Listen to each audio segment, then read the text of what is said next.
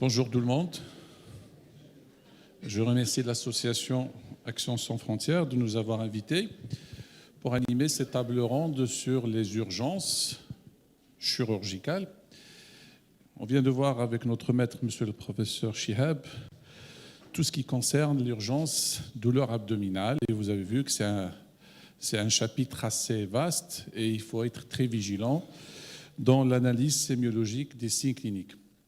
Alors de mon côté, on m'a demandé de traiter tout ce qui est rupture de l'urètre.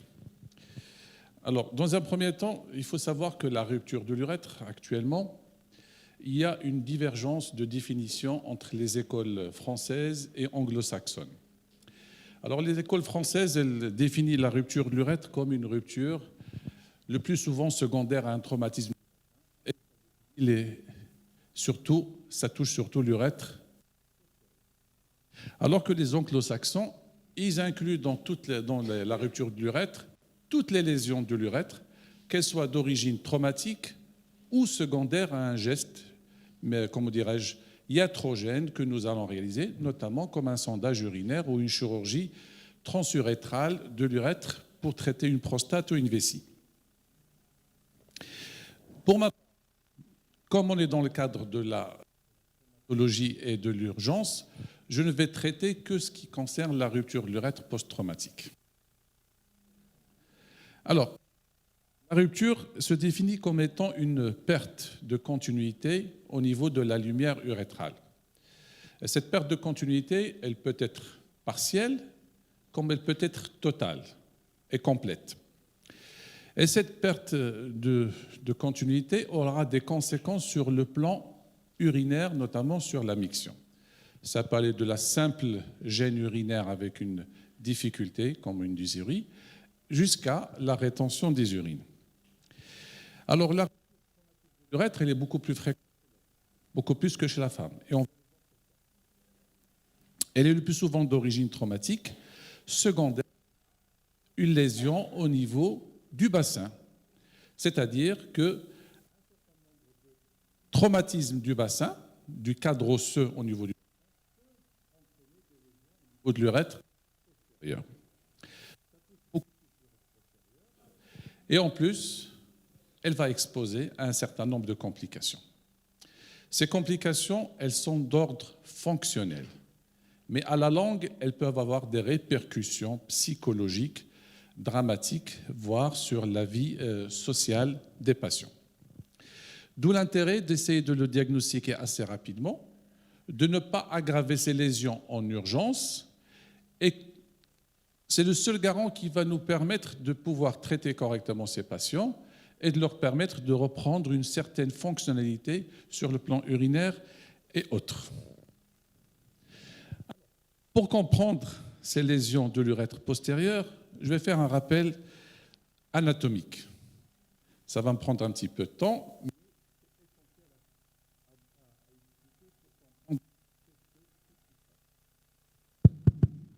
Alors, l'urètre, chez l'homme, ce n'est pas l'urètre chez la femme.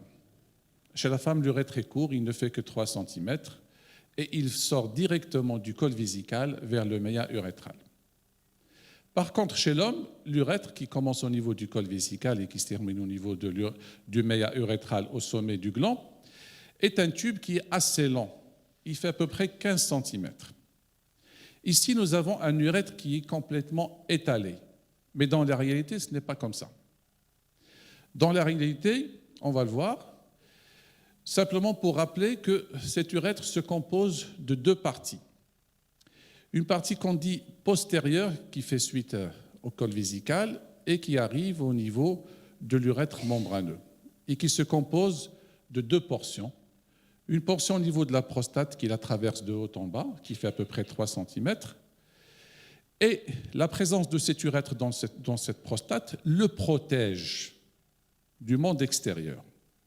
Et puis l'urètre, il va traverser à ce niveau-là une structure musculo-aponévrotique qui est assez développée et qu'on appelle le diaphragme urogénital.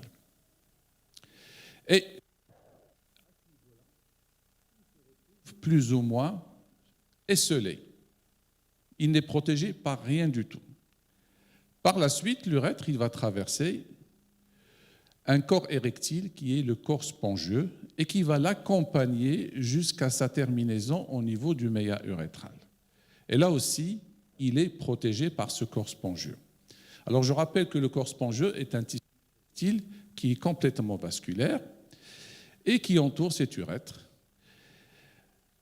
À ce niveau-là, à partir de l'urètre membraneux, toute cette urètre qu'on appelle l'urètre spongieux, c'est l'urètre antérieur, et il se compose de deux parties, une partie qui est fixe qu'on appelle l'urètre périnéal et une partie qui est libre qu'on appelle l'urètre pénien.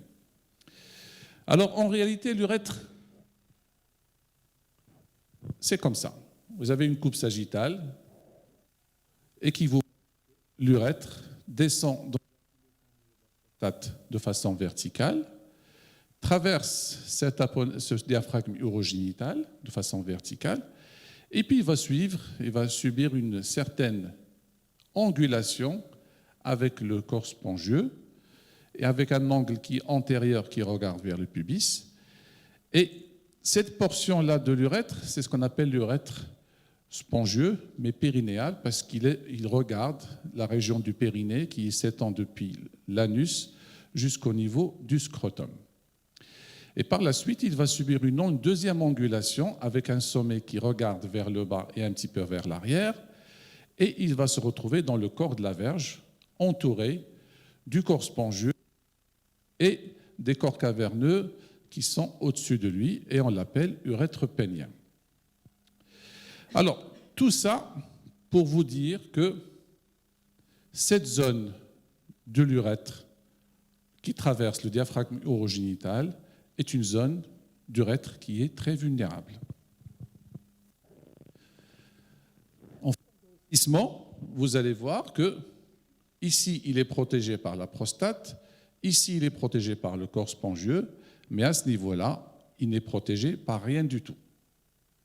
Par ailleurs, dans ce diaphragme urogénital passe un certain nombre de structures, notamment des structures vasculaires. Ici, nous avons en avant les éléments du plexus veineux de Santorini et un certain nombre de structures vasculaires qui sont issues de l'artère honteuse interne et d'autres structures, notamment neurologiques, que nous allons voir.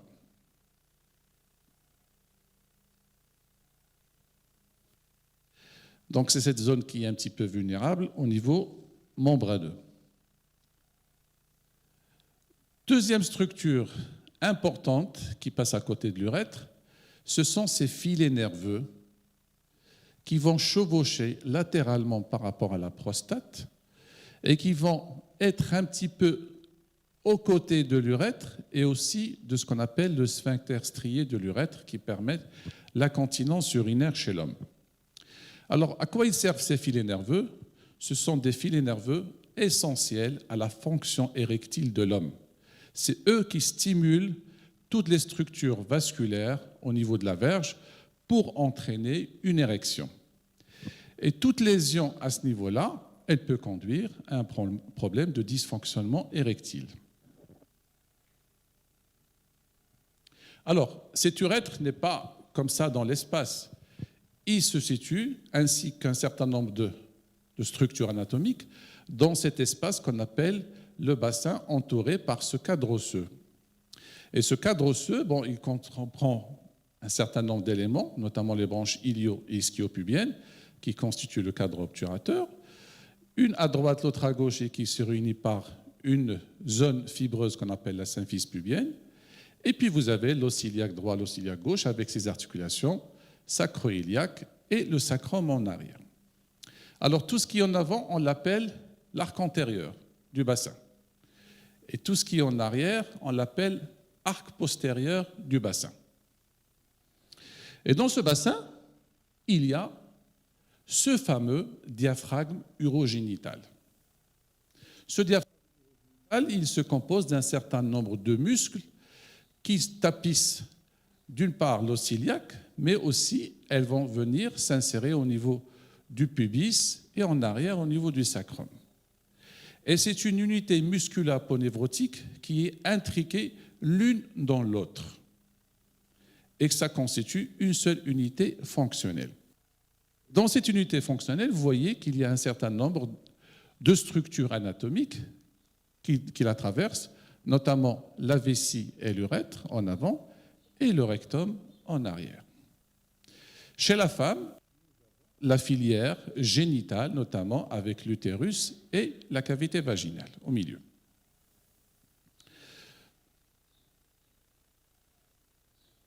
Un petit mot de l'anatomie du bassin et de l'urètre chez la femme. Chez la femme, l'urètre est un petit peu court, il ne fait que 3 cm.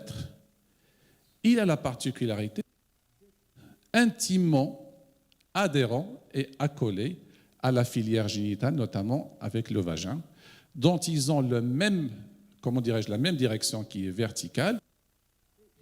Sa proximité avec cette cavité vaginale et avec les structures au niveau de la vulve le protège contre. C'est pour cela que les traumatismes de l'urètre chez la femme sont un petit peu exceptionnels, alors que l'homme est un petit peu plus sujet à être victime de ces traumatismes. Donc, il y a une fréquence élevée des lésions urétrales chez l'homme, du fait de la vulnérabilité de sa portion membraneuse, qui est non protégée, alors que la femme, proximité avec la filière génitale, le protège des traumatismes. Comment ça se passe? Les ruptures de l'urètre extérieur, membraneux, sont le plus souvent l'apanage des accidents de la voie publique qui occasionnent des lésions au niveau du cadre osseux du bassin. Et ça ne veut pas dire que toutes les fractures du bassin vont entraîner une lésion de l'urètre. Il n'y a qu'à peu près entre 60 et 70 traumatismes du bassin qui peuvent occasionner des lésions de l'urètre. Et ces lésions sont aussi dépendantes de l'importance du choc qu'a reçu le bassin. Alors, le choc peut être antéro-postérieur, il peut être postérieur, mais ces chocs sont moins vulnérables pour l'urètre. Le seul impact latéral, il a été démontré scientifiquement, que c'est l'impact latéral sur les crêtes iliaques avec une atteinte du cadre obturateur qui vont entraîner une certaine instabilité dynamique au niveau du bassin et qui vont entraîner des lésions de l'urètre postérieur chez l'homme. Alors, cet impact latéral il sera responsable d'à peu près entre 3,5 et 20% des lésions de l'urètre, mais des fois, être associé à des lésions si la vessie est très vulnérable à subir et à être rompue avec une extravasation des urines, soit en intrapéritonéal. Alors, ça touche essentiellement l'urètre membraneux. Sur le plan anatomique, il est moins protégé, mais ça peut toucher aussi l'urètre prostatique. Mais quand il y a des lésions de l'urètre prostatique, c'est surtout des écrasements du bassin, notamment chez les enfants. Chez un homme, pour qu'il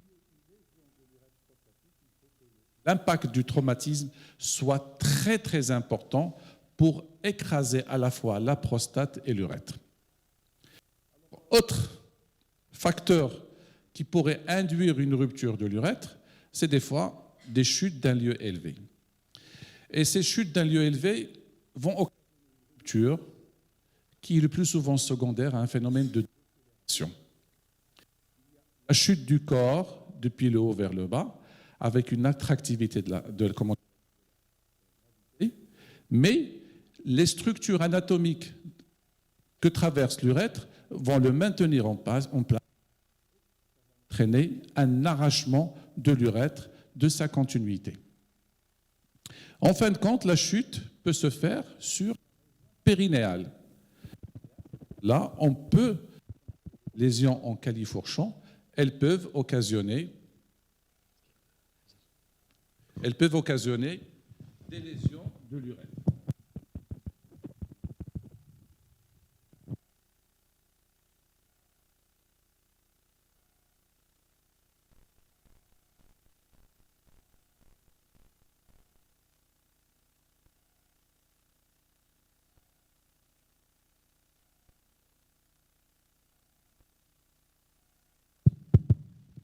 Merci.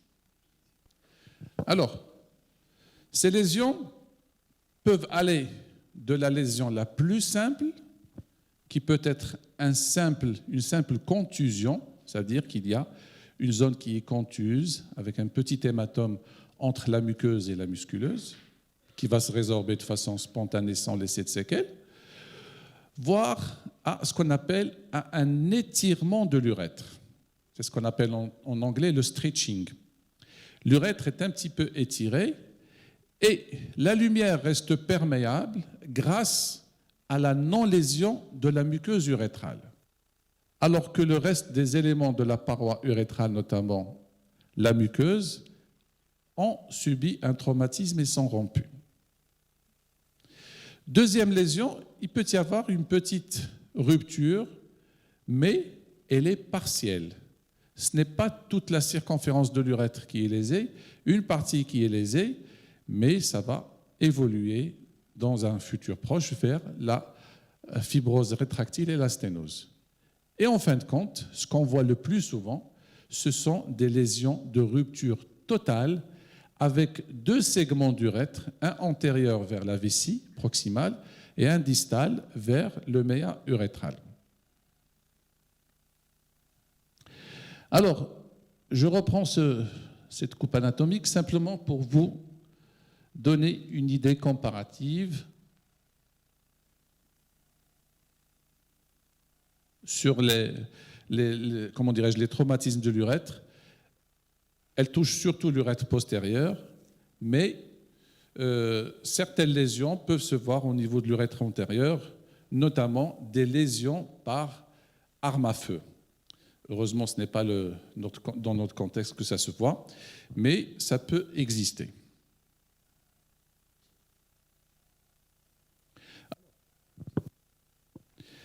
Quelles sont les lésions occasionnées au cours d'une fracture du bassin qui vont entraîner une lésion urétrale? Ce sont surtout les lésions soit de l'arc antérieur, à ce niveau-là, les fractures avec disjonction pubienne, qui vont entraîner une instabilité dynamique à ce niveau-là, et les fractures des deux cadres obturateurs. Qu'est-ce qui se passe?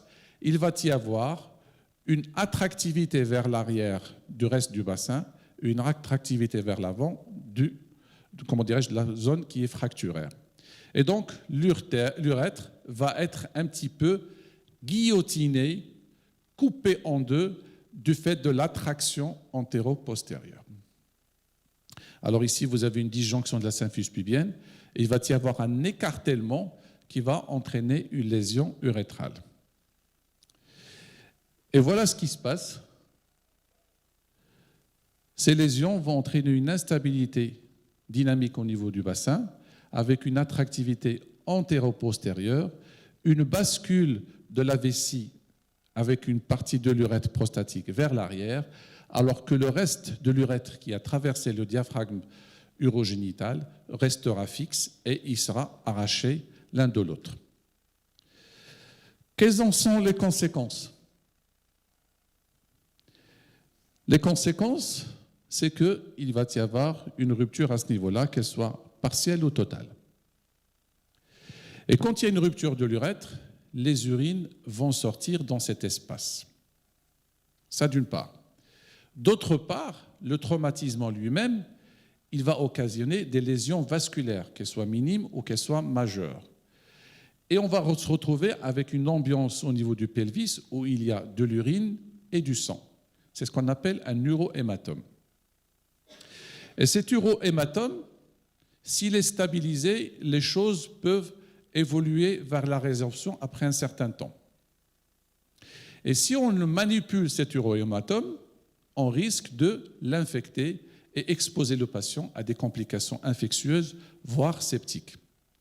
C'est pour cela qu'on va vous le dire tout le temps, chez tout patient qui a une fracture du bassin et que vous suspectez une lésion de l'urètre, ne jamais pratiquer de sondage urinaire. Alors, cette lésion va entraîner une fuite d'urine et de sang, mais qui va évoluer par la suite vers la fibrose et la sténose. Mais elle va aussi entraîner des lésions des fois au niveau du sphincter strié de l'urètre. Alors, comme on l'a vu sur le schéma, ce sphincter, il entoure la dernière portion de la prostate et une partie de l'urètre membraneux. Donc, si l'impact est tellement important et que la section de l'urètre est totale, il peut y avoir des lésions au niveau de ce sphincter.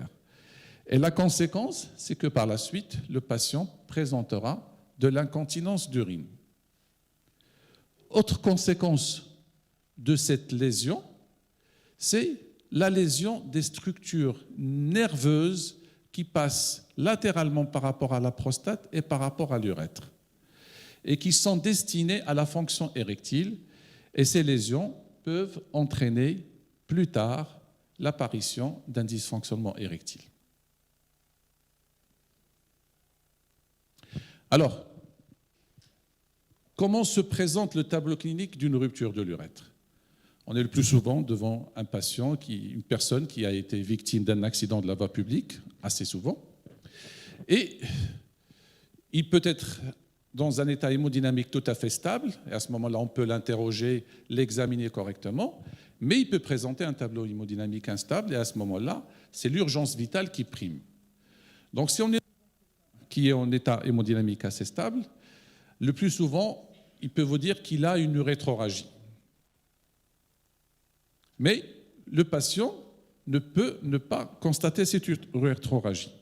Alors, c'est quoi l'urétroragie? C'est l'écoulement de sang à travers l'urètre en dehors de la miction. Il n'a pas uriné, mais il y a des gouttes de sang qui sortent à travers le méa urétral.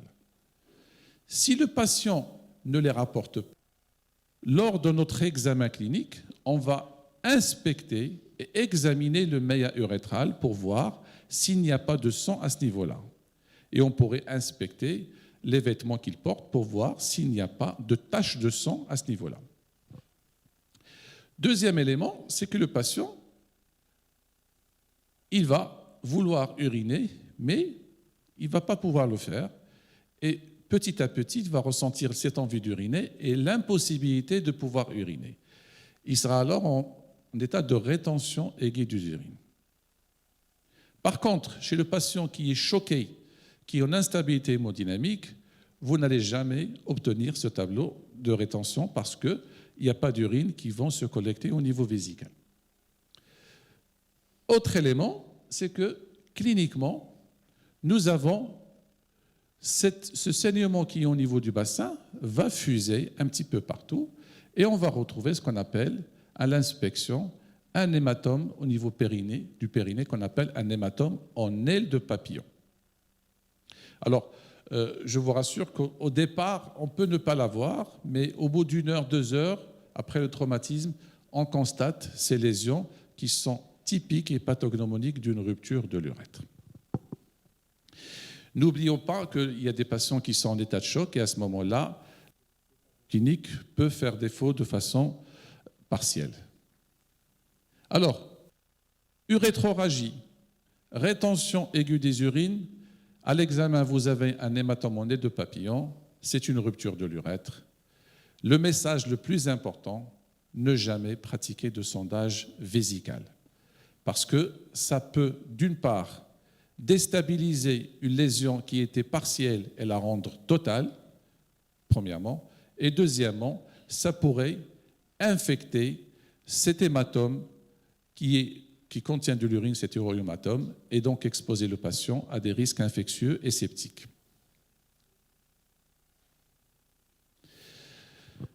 Chez la femme, bon, c'est vrai que c'est rare, mais il faut le signaler. Il peut y avoir de l'urétroragie, ça peut se voir, mais chez la femme, le plus souvent, il y a une notion d'hématurie. Et les lésions ne sont pas toujours totales, elles sont juste partielles ou ce sont des lésions de contusion. Alors, la rétention peut exister et n'oubliez pas une chose très importante, examinez la région vulvaire parce qu'on peut se retrouver avec un saignement au niveau vaginal qui est en rapport avec une lésion de l'urètre. Alors, l'examen clinique, N'oublions pas que c'est un malade c'est une personne qui vient d'être victime d'un accident de la voie publique. On peut être devant une personne qui est polytraumatisée avec d'autres lésions associées qu'il faut prioriser et prioriser tout ce qui est, comment dirais-je, état hémodynamique, état respiratoire, état neurologique pour pouvoir stabiliser cette personne. Alors à l'examen clinique, qu'est-ce qu'on peut noter? On peut noter des fois, au niveau de la région hypogastrique, une certaine induration qu'on appelle un empattement. Et ça peut nous faire dérouter et nous faire penser à un problème de rétention des urines. Cet empattement peut être tout simplement en rapport avec un saignement secondaire à cette fracture du bassin, avec une fusion d'un hématome au niveau hypogastrique, et ça peut prêter à confusion avec un globe vésical. Et c'est l'échographie qui va pouvoir différencier entre les deux entités. Le toucher rectal, il va nous constater que la prostate est un petit peu ascensionnée parce que le bloc vésical et prostatique s'est un petit peu rétracté vers le haut après la rupture de l'urètre. Et le toucher rectal peut retrouver une éventuelle lésion rectale. Alors, à ce stade-là, il faut tout simplement pratiquer une dérivation des urines par la mise en place d'un cathéter suspubien, c'est-à-dire une cystostomie à minima. Le but, c'est de dériver les urines et de pouvoir, par la suite, stabiliser le patient et après, on fera le bilan lésionnel. Et ce bilan lésionnel, en urgence, c'est surtout des radios standards, une éventuelle échographie abdominoplastique, parce qu'elle va nous démontrer d'éventuelles lésions associées, nous guider éventuellement dans la mise en place de ce cathéter suspubien quand on a l'éventualité d'un globe vésical. Et on pourrait pousser un petit peu les investigations vers un scanner ou un neuroscanner pour avoir un bilan lésionnel assez détaillé pour pouvoir prioriser les lésions à prendre en charge. Deuxième message, ne jamais réaliser d'examen dans un but diagnostique de la rupture de l'urètre en urgence. Ça ne sert absolument à rien du tout. Ça peut exposer à d'autres complications, notamment infectieuses, et ça ne nous apportera pas plus d'informations dans notre prise en charge. Alors, le diagnostic de la rupture se fera un petit peu plus tard, vers le 3e, 5e jour. À ce stade-là, on aura un malade qui est stable. Il aura été vu par les orthopédistes, traumatologues, et à ce moment-là, on va prendre une décision. Des fois, les lésions au niveau du bassin sont tellement graves qu'elles nécessiteront une intervention chirurgicale de stabilisation. Et on passera la main aux orthopédistes pour faire leur travail. Maintenant, si le patient est assez stable et qu'il n'y a pas de lésion de gravité, on pourra faire ce qu'on appelle une opacification de l'urètre par voie rétrograde à travers le méa urétral. C'est ce qu'on appelle l'urétrocystographie rétrograde. Elle se fera vers le 3e, 5e jour et on va devoir s'assurer que les urines qui sont au niveau de la vessie sont totalement stériles. Elles sont recueillies par le cathéter suspubien. Il faudra faire des incidences obliques et de profil parce que, comme vous l'avez vu sur la coupe sagittale du bassin, c'est comme ça qu'on pourra étudier tous les segments de l'urètre dans leur situation anatomique normale. Et des fois, il faudra toujours demander aux patients, si on arrive à remplir la vessie, de réaliser ce qu'on appelle des clichés mictionnels. Si on n'arrive pas à remplir la vessie, on va profiter de la mise en place du cathéter suspubien pour pouvoir remplir cette vessie et demander aux patients d'uriner. Ça va nous permettre de calculer le décalage entre les deux segments de l'urètre qui ont été sectionnés. Alors, cette urétrocystographie rétrograde, on l'a classifié les lésions en fonction de leur importance. Il y a le type 1 où simplement il y a un étirement de l'urètre sans véritable lésion. ou de rupture à ce niveau-là. Ici, je vous projette un petit peu les clichés. Vous constaterez ici que l'urètre est un petit peu étiré. C'est ce qu'on appelle le stretching, c'est le type 1. Le type 2, opacification rétrograde, et on voit qu'il y a une extravasation du produit de contraste, mais au-dessus du diaphragme urogénital. Le type 3, il y a une extravasation, mais en dessous du diaphragme urogénital. Et le type 4, il y a à la fois une lésion au niveau de l'urètre, mais aussi une lésion au niveau du col vésical. Alors, cette opacification nous permettra de localiser la zone de rupture et éventuellement de calculer s'il y a une certaine mutuité au-dessus du décalage qui existe entre les deux lésions urétrales. Alors, en urgence, comme je l'ai dit, placez un cathéter suspibien de drainage des urines vésicales. Alors, je rappelle que la mise en place d'un cathéter suspibien est une chose qui est tout à fait réalisable par chacun d'entre nous. Il faut simplement prendre ses repères et si vous n'êtes pas sûr que vous êtes au niveau vésical, on peut s'aider de l'échographie pour le repérage de la vessie. Alors, quels sont ces repères? La symphyse pubienne, 2 travers de doigts au-dessus. Bien sûr, il faut être sûr qu'on est sur une vessie qui est pleine avec un globe vésical. Et je rappelle que cliniquement, vous allez palper, vous allez trouver une voussure au niveau de la région hypogastrique. Et cette voussure, quand vous la palpez, vous allez entraîner l'apparition d'une douleur avec sensation de vouloir uriner par le patient. Deuxièmement, vous percutez et vous allez entendre une matité.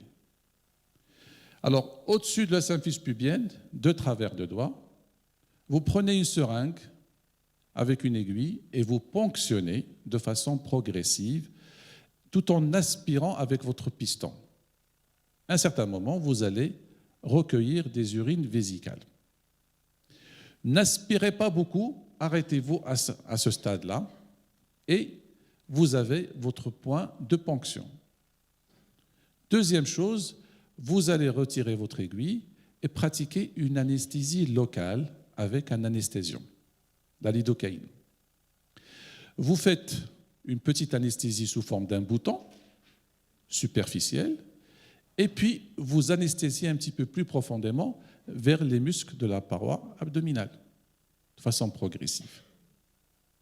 Une fois que le patient ne ressent plus rien à cet endroit-là, vous allez prendre une lame de bistouri, créer une moucheture, c'est-à-dire une petite incision d'1 demi-centimètre, un petit peu profonde, et vous allez prendre votre cathéter qui est là, mais qui sera à l'intérieur d'un tube de ponction. Ce tube de ponction est un tube métallique qui va guider de façon rigide votre ponction. Vous allez piquer de façon verticale, très douce, et vous allez sentir un effet de ressaut. C'est-à-dire que vous allez percuter, d'abord sentir une résistance de la paroi, et puis par la suite, vous allez sentir un vide. C'est à ce moment-là que vous êtes dans la vessie. Vous poussez votre cathéter un petit peu dans la vessie et sachez que ce tube de ponction, il est taillé en 2 morceaux qui sont accolés à leur extrémité, mais accolés de façon, comment dirais-je, primaire. Ils ne sont pas très soudés entre eux. Vous allez séparer ces 2 segments et vous allez laisser le cathéter à l'intérieur. C'est bon? Et bien sûr, vous fixerez soit avec du fil. Si on a la chance d'avoir un cathéter muni d'un ballonnet, on va gonfler le ballonnet et laisser le cathéter en place. Alors, une fois qu'on a fait tout ça, on a fait le bilan lésionnel, on sait qu'est-ce qu'il a le patient, on peut passer à ce moment-là à la prise en charge thérapeutique. Alors, le but de rétablir la continuité de l'urètre. Quand il y a des lésions d'étirement, de stretching ou de contusion, on ne fait rien. Le plus souvent, le patient reprend des mictions de façon spontanée, le jour même ou le lendemain, et puis on va surveiller sa miction. Et dès qu'il nous rapporte la notion d'une diminution du débit urinaire ou quelque chose comme ça, on fera peut-être une opacification pour éventuellement guetter l'apparition d'un rétrécissement urétral. Maintenant, pour les patients qui ont une rupture totale de leur urètre, il y a différentes façons de faire. On peut faire ce qu'on appelle le réalignement endoscopique de façon rapide durant la première semaine. Le but, c'est de rapprocher les deux bouts de l'urètre qui ont été sectionnés et de laisser une sonde urinaire à ce niveau-là et attendre qu'une certaine épithélialisation, ou plutôt une reconstruction de la muqueuse urétrale se fasse pour reprendre, comment dirais-je, le flux urinaire à travers l'urètre. Alors, ça suppose, premièrement, que le patient est stable sur le plan hémodynamique, qu'il n'a pas de lésions graves qui nécessiteront une prise en charge autre, première. Et ça suppose aussi une stabilisation au niveau du cadre osseux. Pourquoi ? Parce que sur le plan technique chirurgical, c'est un patient qui va avoir une certaine antéflexion de la cuisse sur le bassin. Et si on a des lésions osseuses qui peuvent être aggravées par la mobilisation, on ne va pas lui proposer ce type de traitement. Alors, le principe est simple, c'est de rentrer par un endoscope à travers le méa urétral, faire une urétroscopie, et de voir la lésion et de cathétériser cette lésion par un petit fil guide, ce qu'on appelle un tuteur, et qui va se retrouver au niveau de la vessie. Bien sûr, une fois placé, on va pouvoir placer notre sonde vésicale sans aucun encombre. Si on rencontre le moindre problème, on peut à ce moment-là utiliser un deuxième endoscope à travers l'orifice du cathéter suspubien. Et cet endoscope, c'est un endoscope qui est flexible, qui est mobile, c'est comme un fibroscope gastrique, et qui va cathétériser le col vésical et aller vers l'extrémité de l'urètre qui est rompue. Et au cours de cette manipulation, on va voir les deux lumières et on va pouvoir placer notre sonde vésicale. Alors, le seul problème à ce niveau-là, c'est un problème d'origine érectile. S'il y a une lésion urétrale associée à une lésion des nerfs qui sont responsables de l'érection, et que ce patient, par la suite, nous rapporte la notion de dysfonctionnement érectile, le patient ne va pas comprendre que c'est à cause du traumatisme. Il va calquer ça sur le compte de l'intervention qui lui a été pratiquée. C'est pour cela que la majorité des équipes qui s'occupent de la traumatologie génito-urinaire préfèrent faire un geste chirurgical, mais un petit peu de façon lointaine. Vers le 3e mois. Alors, au 3e mois, les lésions sont déjà stabilisées, l'urohématome s'est résorbé, il va y avoir de la fibrose à sa place, et à ce moment-là, on peut faire ce qu'on appelle une urétrographie termino-terminale, c'est-à-dire on va essayer d'anastomoser les deux bouts de l'urètre qui sont saines, l'une par rapport à l'autre, et on va placer une sonde urinaire qui va permettre la continuité de la filière urétrale.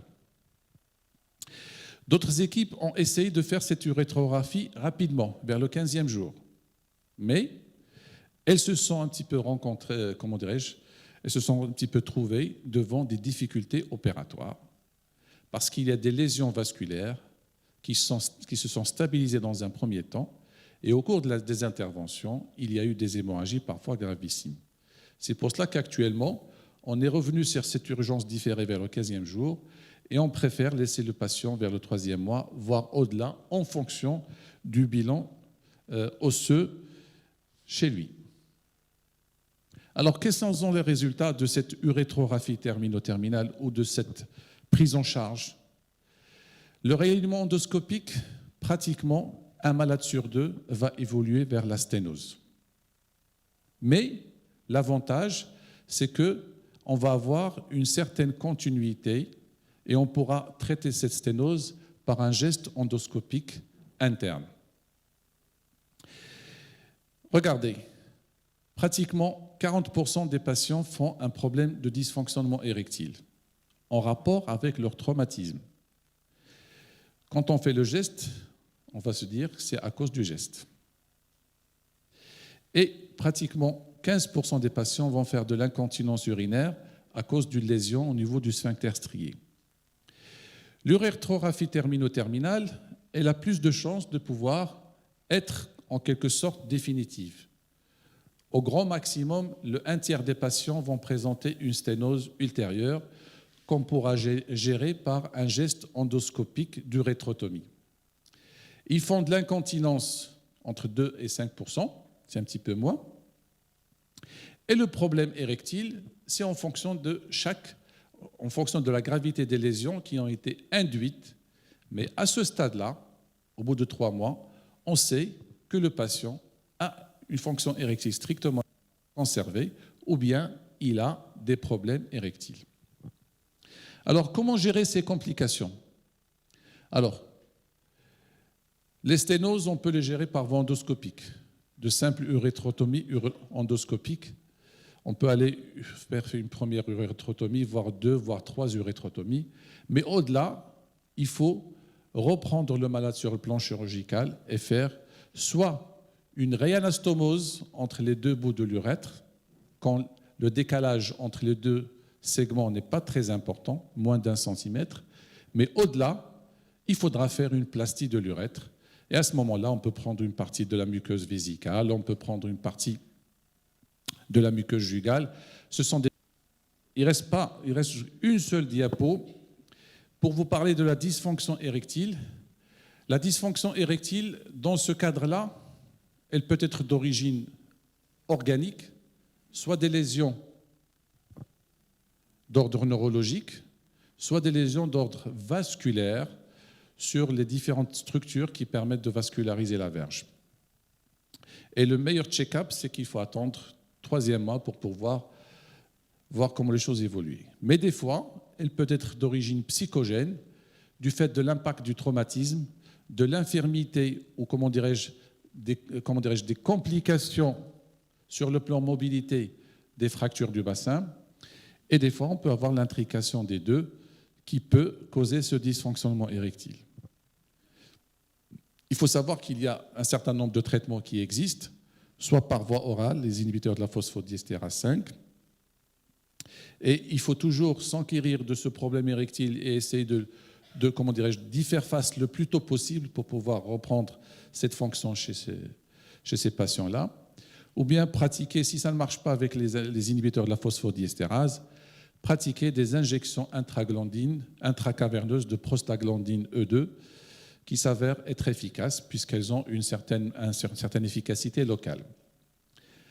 Mais vraiment, en dernier lieu, si rien ne marche et qu'il y a un désir toujours d'avoir une certaine fonction érectile, on peut proposer une prothèse pénienne, mais c'est un aller sans retour parce qu'on ne peut plus revenir en arrière et la prothèse est définitive. Que dire en conclusion? Que la rupture de l'urètre postérieur est surtout l'apanage des fractures du bassin. Ça survient chez le sujet jeune avec tout un ensemble de problématiques qui va se poser par la suite.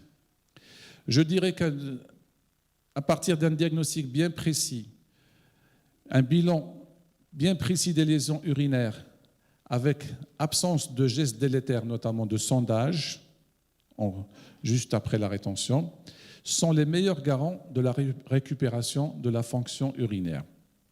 Et que le traitement de ces ruptures, le plus souvent chirurgical, et que, on va le dire et le redire, que la meilleure prévention, c'est essayer de diminuer le nombre des accidentés de la voie publique, d'une part, et deuxièmement, un meilleur ramassage de ces patients qui sont victimes de la voie publique, avec un meilleur transport, une meilleure gestion au niveau des urgences. Je vous remercie.